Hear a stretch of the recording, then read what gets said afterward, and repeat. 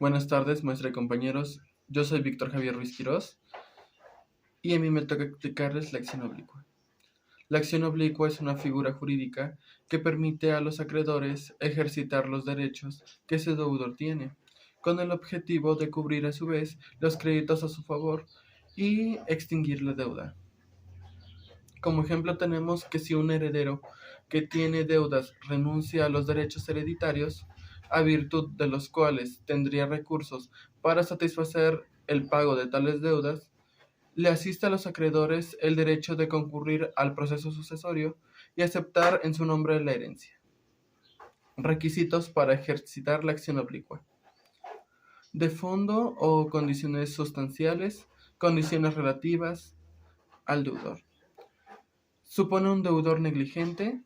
En el ejercicio de sus acciones, no es necesario que el deudor sea constituido en mora por el acreedor y el deudor debe estar en un estado de insolvencia. Las condiciones relativas al acreedor. Intereses por parte del acreedor. Debe tratarse de un acreedor quirografario o de un acreedor privilegiado cuya garantía resulte insuficiente para respaldar el crédito. Condiciones relativas al crédito. El crédito debe ser cierto, líquido y exigible, y no es imprescindible que el crédito del acreedor sea anterior a la fecha al crédito del deudor contra el tercero. Efectos que produce la acción oblicua.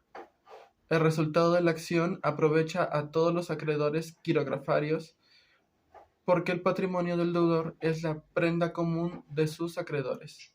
El acreedor no tiene el pago de su crédito, solo obtiene el pago, ingresa al patrimonio del deudor y luego intentarán su acción ejecutiva. Hola, buenas tardes. Espero se encuentren bien. Mi nombre es Estrella Jiménez Cuevas y soy del equipo número 2. Yo les vendré a hablar sobre la acción subrogatoria o indirecta, la cual es un derecho del acreedor a ejercitar con los requisitos legales y determinados derechos y acciones del deudor, con el objeto de poder satisfacer el crédito. Está contemplado en el artículo 1111 del Código Civil, cuando dice que los acreedores, después de haber perseguido los bienes de quien esté en posición del deudor para realizar cuanto se le debe, pueden ejercitar todos los derechos y acciones de este con el mismo fin, exceptuando los que sean inherentes a su persona. Algunos caracteres de la acción subrogatoria son que es una medida de protección del crédito del acreedor. Ante la pasividad del deudor, el derecho permite que el acreedor accione frente al deudor de su deudor para que se incremente el patrimonio del primer deudor, facilitando que el crédito sea satisfecho. No es una acción directa.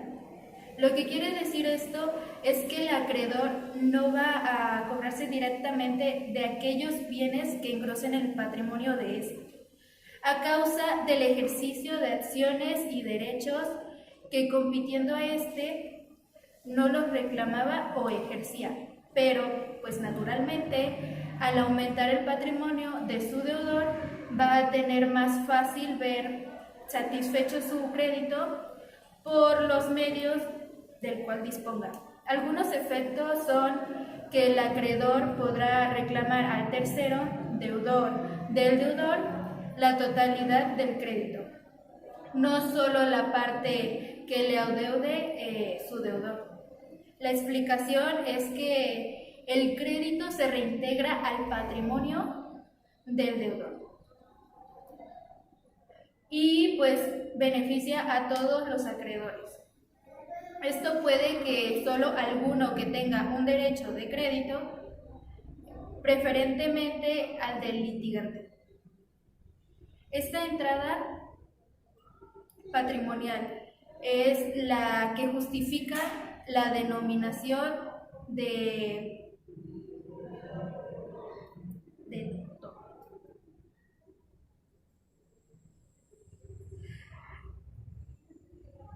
también se puede aplicar a la acción subrogatoria, la acción oblicua.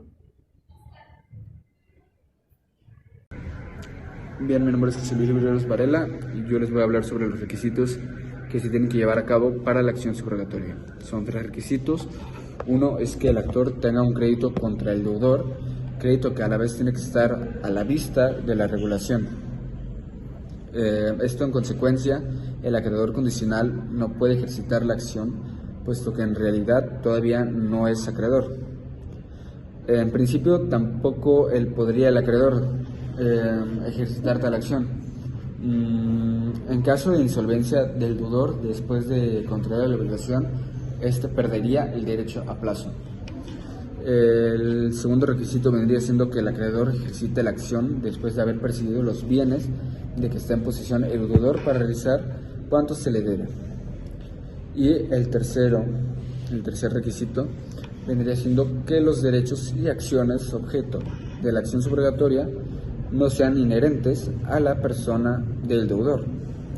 Así quedan excluidos los que carecen de interés pecuniario y aquellos que su ejercicio exige la previa apreciación de un interés moral o íntimo que es exclusivo del deudor. Hay ciertos requisitos o condiciones de forma establecidos por la doctrina para ejercer la acción oblicua. Estos son emplazamiento del deudor. La doctrina y jurisprudencia en principio no exigen que el acreedor haga citar a su deudor. No obstante, por razones prácticas, para que no exista duda en torno al efecto de cosa juzgada que la sentencia por lograr pueda tener contra el deudor, convendrá al demandante llamar a juicio a su deudor. La autorización judicial para el acreedor. La doctrina y jurisprudencia afirma que no se requiere, ya que el acreedor ejerce las acciones y derechos de su deudor en virtud de un derecho que le atribuye expresa y directamente la ley. Las características de la acción oblicua son medida conservativa, es indirecta, es individual, no presupone la insolvencia actual del deudor, su ejercicio no requiere previa autorización judicial ni especial, la prosperidad de la acción oblicua aprovecha a todos los acreedores, no solo al acreedor demandante. Se predica en los artículos 1995 del Código Civil. Rescisión del repudio a favor del acreedor. Este dice que los acreedores del que repudia en perjuicio de los derechos de ellos podrán hacerse autorizar por el juez para aceptar por el deudor. En este caso, la repudiación no se reside sino en favor de los acreedores y hasta concurrencia de sus créditos y en el sobrante subsiste. Artículo 1951. Actos que no constituyen donación. No dona el que repudia una herencia, legado o donación, o deja de cumplir la condición a que está subordinado un derecho eventual, aunque así lo haga con el objeto de beneficiar a un tercero. Los acreedores, con todo, podrán ser autorizados por el juez para sustituirse a un deudor que así lo hace, hasta la concurrencia de sus créditos y del sobrante, si lo hubiere, se aprovechará un tercero. Bueno, yo les voy a hablar sobre el derecho de retención. El derecho de retención es la facultad que tienen determinados poseedores sobre una cosa ajena para, como su nombre lo dice, retener la posesión que ostenta hasta que se perciba el crédito a su favor. Esto es derivado a una actuación sobre la cosa poseída. En una sentencia del 16 de abril del 2014, dice que el derecho existe un principio general que puede inferirse en varios preceptos del Código Civil, cuyo sentido de este es la protección a quien más directamente ha hecho posible la cosa, ya sea mueble o inmueble, llegue a existir o no, o existiendo, perdón, se conserve o aumente su valor. Y una manifestación de este principio es el derecho de retención, como lo había yo dicho. En la sentencia del 24 de junio de 1941 señaló que la falta de construcción de derecho positivo de una teoría del derecho de retención, mm, donde no se había preocupado el legislador de agrupar bajo una rúbrica. Esto es común en todos los supuestos del Código Civil. En este regula sus características esenciales y con referencia a las partes a quienes directa o indirectamente afecta, como los que merecen el concepto de terceros. En el código habla que hay dos diferencias que se denomina en el derecho de retención. La primera es la simple retención, que ésta tiene eficacia en el proceso.